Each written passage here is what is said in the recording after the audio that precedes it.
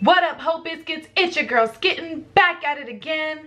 Hope you guys are having a pretty good day today. We are here to watch dumbass patients from the perspective of their perfect and amazing doctor. Okay, look, we all know doctors aren't perfect and amazing, but these doctors had some dumbass patients and I want to hear about it. So let's go. Let's get it.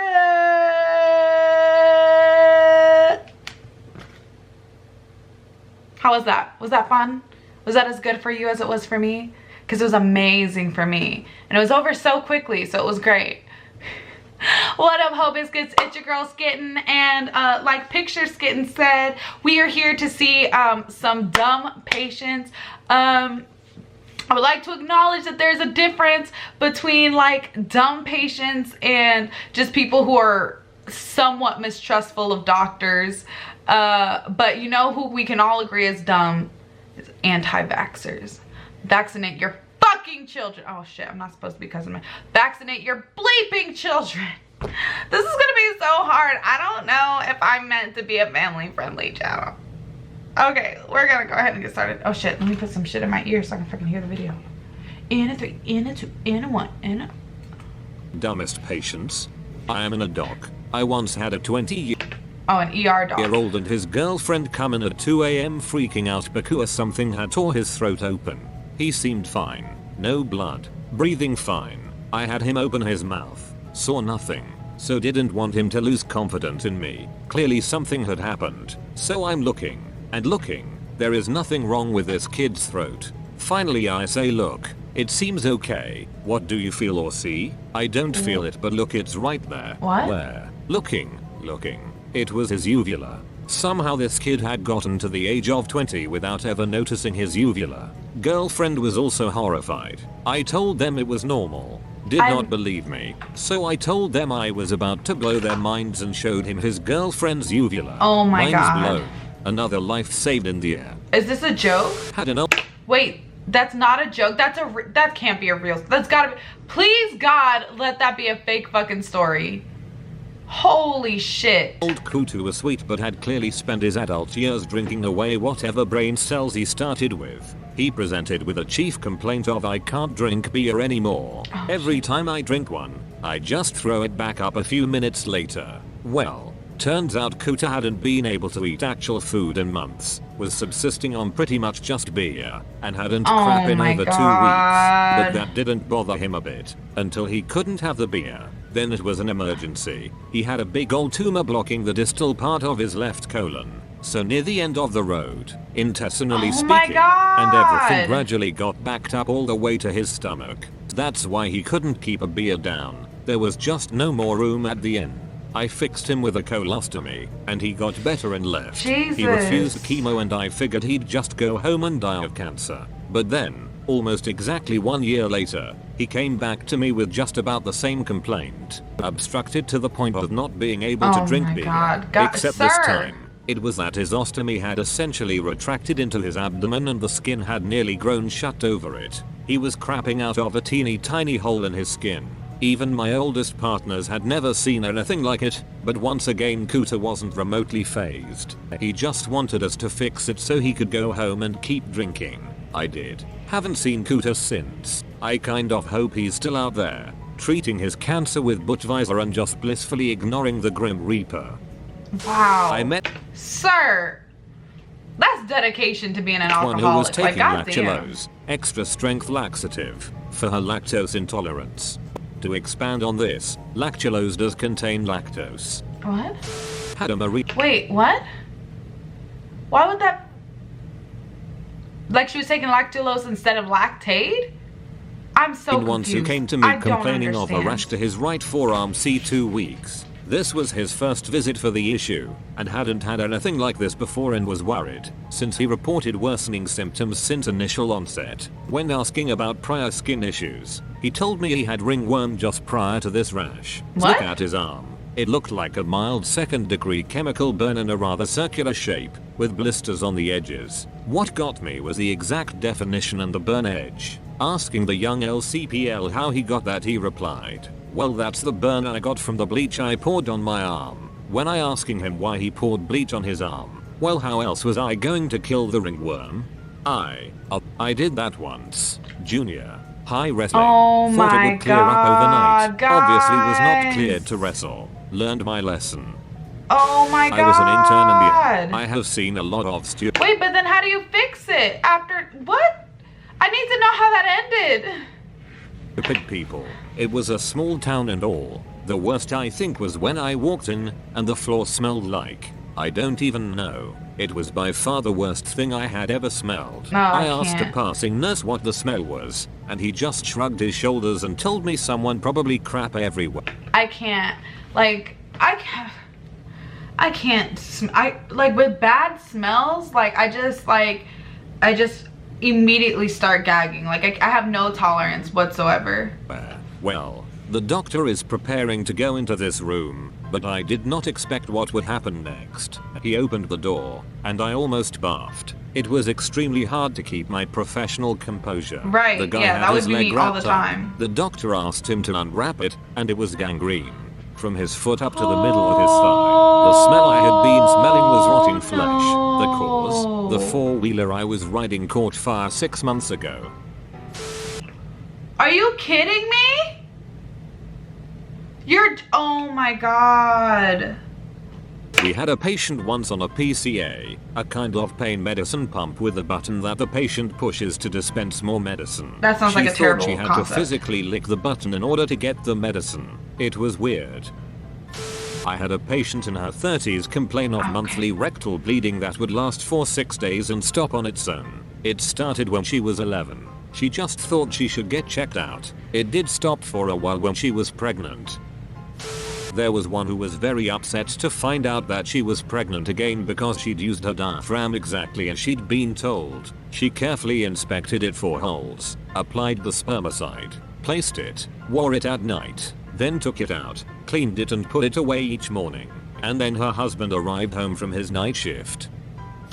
There are several close calls. The patient who fixed an appointment for a pedicure the day after open heart surgery. He said that he'd just sneak out of the ICU and that nobody would notice. The patient who had an amputation of half of his foot and decided that it would be a good idea to walk to the toilet after returning to his room, covering the floor in bloody footsteps because a suture ripped open Also, again. wouldn't that hurt? The patient who said that he didn't have any previous operations, but was basically covered in scars. When asked about each of them, he suddenly remembered having about 15 surgeries for various accidents. The patient who forgot that he had his kidney, spleen and part of the colon removed because of a tumor. The patient who decided that he'd never take more than 3 pills a day, because obviously taking more than 3 pills a day is going to kill you. He was on 4 or 5 different meds at that time, and basically just chose at random which meds he was going to take which day. That's not how this works! That's not how any of this works! Oh my Good God. thing I don't take pills for my condition. I do, however, randomly choose how many units of insulin to take. I just decide. GP here. The most outrageous thing I've heard was from a boy who was something like 22 years old. Very poor, illiterate family. The boy had a bad case of tonsillitis and refused to take any meds because all he needed to do was bite the sun. Basically at noon he had to look up to the sun, open his mouth as wide as possible and bite the sun several times so it would burn his tonsils and cure him over the course of a couple weeks. What kind of old wives' tale is that even? I've never heard of anything like that. When that wouldn't work, plan B was to do the same at night but only under a full moon. TLDR. Bite the sun and cure you tonsillitis. Okay, I will try that next during time. my internship and met a girl who had increasingly painful and red eyes since a couple of days back. The last 24H had been horrible. I asked about all the normal stuff, and she claimed to have no idea why she had this eye problem. Right. She had never had anything People wrong never with her know eyes. what's wrong. I proceed to drop some dye in her eyes to check them in a microscope, and when I do I realize she's wearing contacts. She didn't like her natural eye color, so she had bought a set of blue-colored lenses 8 months earlier. Never removed them, not even during nighttime. Oh, Didn't no. even think to mention this to me. Claimed to have no foreign materials in her eyes. Needless to say, I gave her quite the harsh lecture and a referral to an Right, ophthalmologist. bitch, are you stupid? We had a patient come in for yes, theater. you're in the dumb patients Reddit, but I'm just saying. When asked if she'd followed the fasting instructions, she said yes, but luckily the nurse didn't believe her. With some prodding, the patient eventually confessed to having 6 chocolate bars and an orange juice for breakfast. 6? Obviously the surgery was delayed. Had a patient who was convinced. Damn, bitch, you had to have 6 chocolate bars? You couldn't just have what? What? Who even has 6 chocolate bars at their disposal? That drinking juice with baking soda was helping him fight prostate cancer. But your cancer is actually getting worse. I'm gonna stick with my plan. I really feel like it's helping. They put a dong ring on for a week solid. Turned up with a dong like a aubergine. Color and swelling. God. No way it could be salvaged. Given a full penectomy, as bad as it sounds. Now has a hole between his legs. At least that's the one that sticks in my mind. This is how they castrate. Oh no! Oh no! His poor penis. Deep in such a band around the base of the scrotum. They just fall off. Oh my 14-year-old God! couple splitting birth control pills to be extra safe. Girl gets pregnant. Boy gets gynecomastia. Surgical resident here. One that. I'm upset. I am upset. And this is why we need comprehensive sex ed in schools. Please, I am begging you. So that your children do not try to split birth control pills. Comes to mind while I was on the cardiothoracic service was a gentleman that came in through the trauma bay with a stab wound to the chest. He reported, after we fixed the rather large hole in his right ventricle, that he was just visiting a friend and while on the stoop of the building, a random stanger stabbed him with a sword from a first floor window. He proceeds to laugh, get back in his car with his buddies and drive home. Despite the rather profuse bleeding from his chest, he drives home for some period of time and then eventually decides he should go to the hospital, but drives by himself to the hospital. Last thing he remembers was being on the way to the hospital. Lucky man was found in the parking lot, had passed out in his car, eventually made it to the door and walked away just fine. TLDR, dude gets stabbed in the heart, decides to go home and hang out for a while, eventually somehow drives himself to hospital before dying and without hurting someone else on the road. I'm guessing he panics and thought, there is no way that just happened. Well, okay, but it's not that bad. What? Nope, it can't be. Not a stab wound from a sword. That's a death for most people. Yeah. When I was doing rounds in the for my medic, I encountered this woman. She was in her early 40s and was apparently a frequent flyer for pain meds. Since she had become known in the community. This was a small city in West Michigan. She was no longer able to trick doctors into giving her meds. So what does she do? She pulls out her own teeth. She had tried to do a couple but they wouldn't come all the way out. She did eventually get one out but this was after a few attempts. This isn't the stupid part, however. She felt that this may not do the trick. So she waited for a few days knowing she would get an infection and we would have no choice but to give her what she wanted. Well, it didn't work. They gave her NSAIDs and antibiotics. There was the guy whose elderly mother suffered a massive brain hemorrhage and I had to tell him there was nothing surgically we could do for her. He tearfully told me that he would do anything for his mama and she could have his brain to save her life. Aww. Dude wanted us to do a brain transplant. I had to tell him that no, unfortunately that would not be possible. Sad. That's terrifyingly stupid, but also touching and sweet in a Forrest Gump kind of way. That's so sad. I can't even like be mad at how dumb it is, cause that's so sad. The mom and the teen in the room. The teen is pregnant, but this apparently is a good thing. There are no fathers, grandfathers, boyfriends, jobs in the picture, but everyone decided it was about time a new generation was added to the family lineage. Apparently the teen did not appreciate the fatigue, full bladder, back pain, etc. that go along with being pregnant and is also experiencing some cramping pains. She demands that we do a C-section because she's tired of being pregnant, even though she's still not far enough along. Because then we can just hook up the preemie in an incubator to finish growing and the government can just pay for the incredibly expensive IQ stay. My jaw just dropped. Dentist here. That's not how this works, I had a patient a few years ago who could not understand how she had gum disease on her upper teeth. She thought gravity would pull all the bacteria down onto her lower teeth, leaving her top teeth plaque free. What? Turns out using cement as a DIY cast for your broken, but not reset, leg is a bad idea. Turns out the chemicals in the cement irritate and dissolve your skin. He became septic and almost died by the time he presented for medical care. Emergency medicine. Preventing natural selection one stupid person at a time. Oh my god. When I was a teenager, I for some reason thought it would be a good idea to mix up a small amount of concrete in a bucket with my hand. God. Because, you know, finding a stick or something is so hard. It turns out that gravel is abrasive and cement is very caustic. This is not something I did the second time. Yeah. I had a patient who came to the emergency fucked up. department vomiting so much I had to admit him for intravenous fluids. I took the usual history, including what he'd eaten recently, nothing out of the ordinary. A few hours later, he calls me over. Doctor, I did eat some chicken and rice earlier. My girlfriend made it yesterday and we left it in the pan on top of the stove overnight, and I ate it this afternoon. This was in a July heat wave. Do you think that could have been it? Yes, I do. Wait.